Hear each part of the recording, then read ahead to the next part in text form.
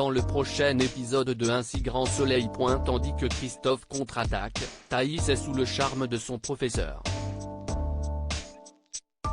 Attention, les paragraphes qui suivent contiennent des spoilers sur l'épisode d'Un si grand soleil diffusé demain soir sur France 2.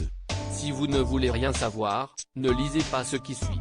Mercredi 28 septembre dans Un si grand soleil. Christophe contre-attaque au cabinet vétérinaire. Christophe prépare une seringue remplie de produits médicaux avant de la ranger soigneusement dans un étui à violon. Il reçoit ensuite un appel de Cécile qui a beaucoup réfléchi depuis leur discussion de la veille. Bien que cela lui ait fait beaucoup de bien d'entendre la vérité, elle a besoin de temps. Compréhensif, Christophe l'enjoint à prendre tout le temps qu'il lui faudra. Plus tard, Christophe se rend au chevet d'Achille qui a repris connaissance. Heureusement, il n'éprouve aucune douleur mais n'a en revanche aucun souvenir de son accident. De son côté, Eva, qui est prête à tout pour venger la mort de son mari, demande à Franck d'éliminer la juge Alphand. Comme il craint d'avoir de sérieux ennuis, ce dernier tente de la convaincre de tuer uniquement le fleuriste mais sans succès. En effet, Eva souhaite que Christophe en bave et qu'il soit terrorisé en attendant de savoir qui sera le prochain sur la liste. Ce n'est que lorsqu'il aura ressenti la douleur qu'elle a eue en perdant Patrice, qu'ils pourront l'achever. Au poste, Aya a épluché les dossiers de tous les détenus qui ont pu côtoyer Franck au cours de son incarcération et tombe sur la fiche d'Éric Barato, le conducteur de la voiture qui a percuté Mathias, le jeune homme qui risque d'être paraplégique. Becker demande alors à Aya et Thierry de surveiller ses allées et venues dans l'espoir qu'ils les conduisent à Franck. La nuit tombée, Christophe s'introduit chez Eva avec son étui à violon. En rentrant chez elle, celle-ci s'assoit sur son canapé pour boire un verre de vin sans savoir qu'il se tient juste derrière elle.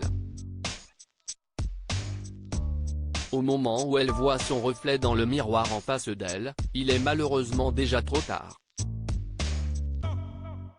Christophe la saisit par derrière et la neutralise avec un tasé.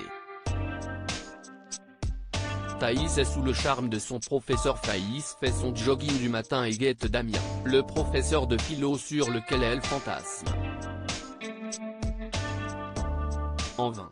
Au lycée, la jeune femme ne cesse de regarder Damien, ce qui n'a pas échappé à Kira qui lance qu'elle n'a aucune chance.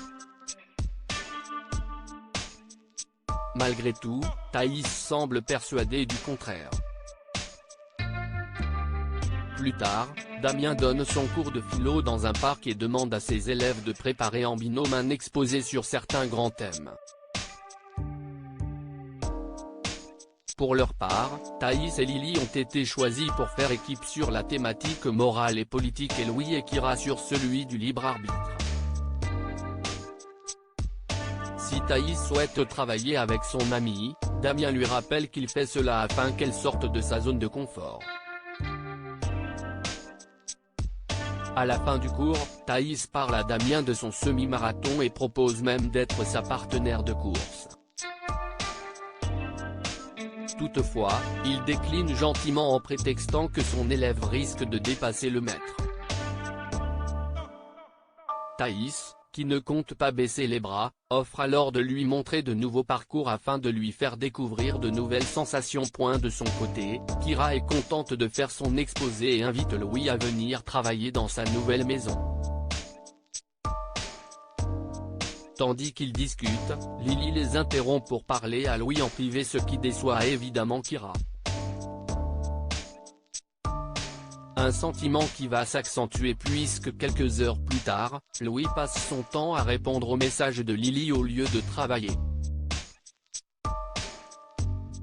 À quelques pas de là, Eva invite Damien à aller boire un verre entre collègues mercredi soir puis précise qu'il peut venir accompagner. Après avoir accepté, Damien indique qu'il viendra seul.